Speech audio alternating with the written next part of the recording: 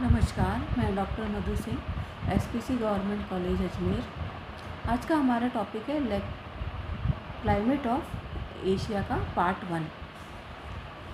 जैसा कि हम सभी जानते हैं कि जितने भी हमारे भौगोलिक तत्व होते हैं उसमें जो जलवायु या जो क्लाइमेट है वो सबसे महत्वपूर्ण है या सर्वाधिक महत्वपूर्ण है, जिसका डायरेक्ट या इनडायरेक्ट प्रभाव मानव शरीर या प्रत्यक्ष या अप्रत्यक्ष प्रभाव मानव शरीर और उसके कार्य पर पड़ता है। इसके साथ ही भौतिक एवं जो सांस्कृतिक भूदृश्य होते हैं की विविधता का बहुत कुछ कारण जलवायु के कारक ही होते हैं। जो क्लाइमेट के जो एलिमेंट्स होते हैं, जो फैक्टर होते हैं, वो भी इसकी विविधता के मुख्य कारण होते हैं। चाहे कितना भी वैज्ञानिक और तकनीकी विकास होने के बावजूद भी जलवायु आपदाएं जो है या जो क्लाइमेटिक हैज़ार्ड के सामने जो है मनुष्य को बाध्य होना ही पड़ता है। अतः हम कह सकते हैं कि मानवीय क्रियाकलाप या जो ह्यूमन जो एक्टिविटी होती है उनमें जलवायु है जो है एक नियंत्रक का काम करता है। जब एशिया महाद्वीप की बात की जाए तो एशिया महाद्वीप में पाई जाने वाली जलवायु जो है उसमें विविधता देखने को मिलती है। इसी कारण जो एशिया महाद्वीप है वो जलवायु की दृष्टि से अतिशयता का महाद्वीप है, या हम कह सकते हैं कॉन्टिनेंट ऑफ कॉन्ट्रास्ट है। मतलब यहाँ पर हर चीज़ में अतिशयता देखने को मिलती है। जैसे कि विश्व का सबसे गर्म स्थान यहाँ पर स्थित है, जिसे इज़राइल का तिरित देवी कहते हैं। सबसे ठंडा स्थान जो है वो साइबेरिया में स्थित है, जिसे ओमनी आकुन के नाम से जाना जाता है। सबसे अधिक वर्षा वाला जो क्षेत्र है वो भारत के मेघालय राज्य में है, जिसे मौसिनराम के नाम से जानते हैं। और सबसे अति शुष्क जो है वो हमारा अरब का मरुस्थल है, जहाँ पर कि वार्षिक जो वर्षा है 3.8 सेंटीमीटर से भी कम होती है। अब जलवायु की इस विविधता के लिए महाद्वीप की कई भौगोलिक दशाएं उत्तरदायी हैं, या जोग्राफिकल कंडीशन इसके लिए उत्तरदायी है। इन दशाओं में सबसे प्रमुख है महाद्वीप की विशालता। जलवायु को नियंत्रित करने में इस महाद्वीप की विशाल आकृति का प्रभाव सर्वाधिक है। जलवायु के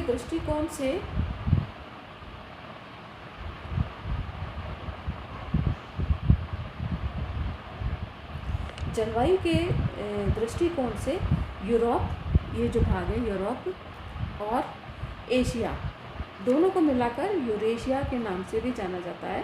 तो यूरोप जो है एशिया का प्रायद्वीप है, तथा इन दोनों की जलवायु का प्रभाव इस पर एशिया महाद्वीप पर पड़ता है।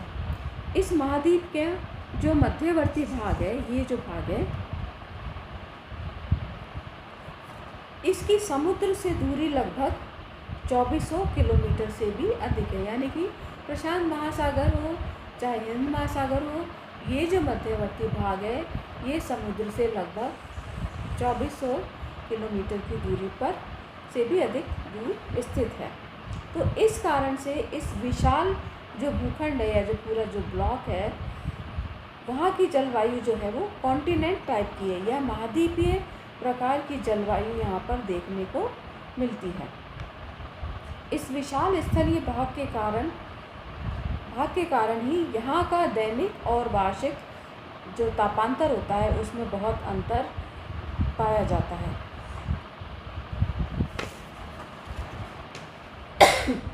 तथा ग्रीष्म और शीत ऋतु की दशाओं में भी अत्यधिक अंतर पाया जाता है। जबकि सागरों के जो समीप स्थित भाग हैं, ये जो भाग हैं जो कि प्रशांत महासागर के निकट स्थित है, या जो ये वाले भाग हैं जो कि हिंद महासागर, अरब सागर और बंगाल की खाड़ी के निकट स्थित है, वहाँ की जलवायु में विषमता कम मिलती है। दूसरा जो कारण है वो है अक्षांशीय विस्तार। महाद्वीप का जो विस्तार है वो 10 डिग्री दक्षिण अक्षांश, यानी कि यहाँ से लेकर के 80 डिग्री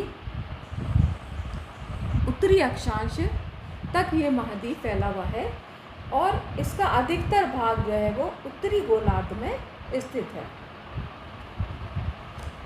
महाद्वीप का जो उष्णकटिबंधीय भाग जो कि विषुवत रेखा के समीप स्थित है, जहाँ पर कि ये वाला जो भाग है,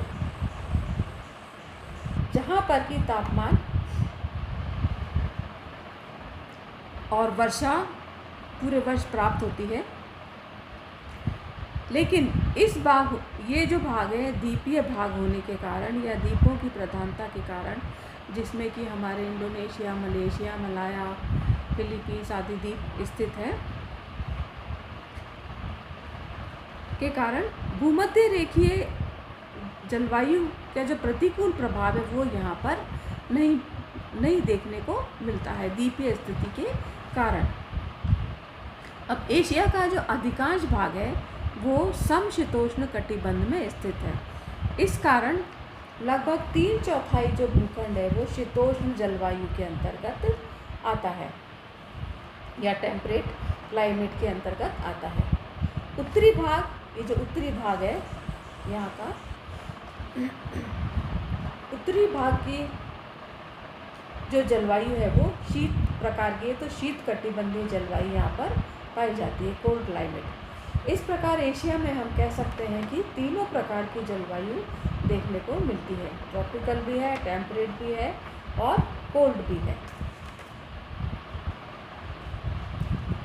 तीसरा जो कारक है जो इसकी जलवायु को प्रभावित करता है वो है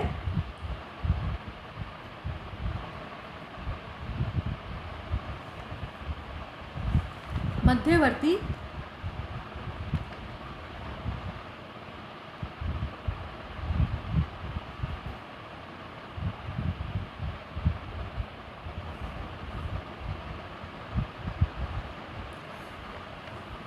तीसरा जो कारण है वो है मध्यवर्ती उच्च भूमि का प्रभाव।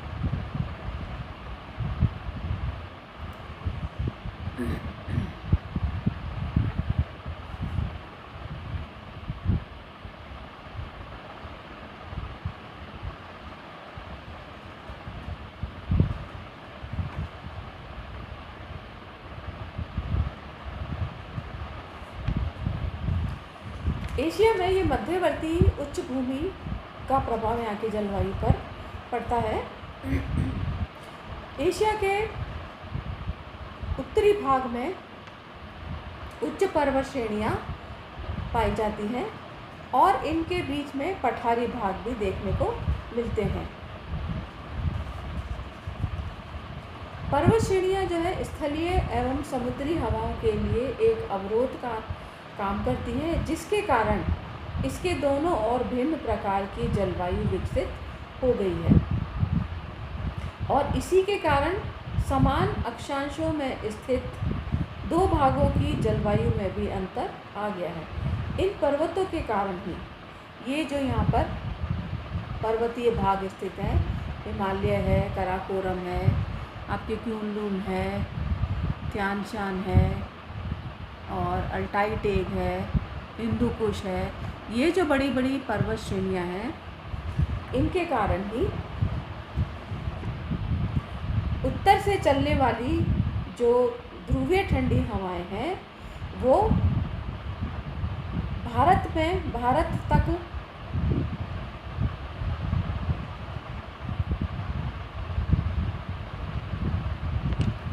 उत्तर से आने वाली जो ध्रुवीय ठंडी हवाएं वो भारत तक पहुंचने में असमर्थ होती है इन पर्वत श्रेणियों के कारण। जबकि भारत के उत्तर में स्थित चीन के तापमान को ये हवाएं बहुत अधिक गिरा देती हैं, लेकिन भारत में उच्च पर्वत श्रेणियों के कारण शीत ऋतु में भी तापमान इतने कम नहीं हो पाते जितने कि चीन में तापमान गिर जाते हैं, जो कि हिमांक के नीचे इनके कारण, इन हवाओं के कारण गिर जाते हैं। इन्हीं के कारण उत्तरी साइबेरिया का तापमान, उत्तर में जो साइबेरिया स्थित है, यहाँ का तापमान जो है बहुत अधिक गिर जाता है, जिसके कारण ये जो क्षेत्र है एक शीत ध्रुव बन जाता है और साइबेरिया का जो सबसे ठंडा स्थान है वो भी यहीं पर ही स्थित है, ओमियाकोन, जो कि विश्व का सबसे ठंडा स्थान कहा जाता है। इसी प्रकार भारतीय उपमहाद्वीप पर कम दबाव की पेटी के कारण समुद्री हवाएं, भारतीय जो उपमहाद्वीप है यहाँ पर कम दबाव की पेटी के कारण समुद्री हवाएं आकर्षित होती हैं और उत्तर में स्थित पर्वतीय अवरोध के कारण यहाँ पर पानी बरसता है, जबकि लगभग इन्हीं अक्षांशों में स्थित अरब देश जो है वो, ये वाले जो क्षेत्र है वो शुष्क रह जाते हैं, क्योंकि यहाँ पर कोई भी पर्वतीय अवरोध नहीं है, अवरोध श्रेणियाँ नहीं है। इसके साथ ही पर्वतों के मध्य स्थित जो पठारी भाग हैं वो भी वृष्टि छाया क्षेत्र में आने के कारण वर्षा प्राप्त नहीं करते। यहाँ पर कई सारे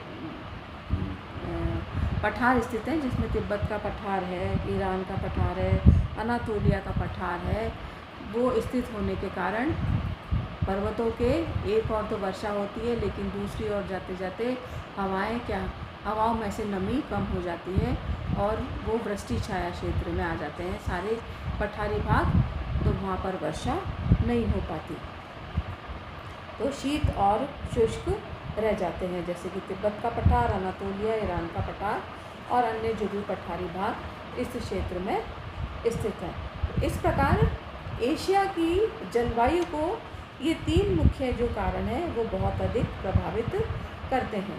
इसके अलावा बहुत से चक्रवात भी इस एशिया महाद्वीप की जलवायु को प्रभावित करते हैं, जो कि भिन्न भिन्न समय पर यहाँ पर आते रहते हैं और यहाँ की जलवायु को प्रभावित करते हैं। Thank you.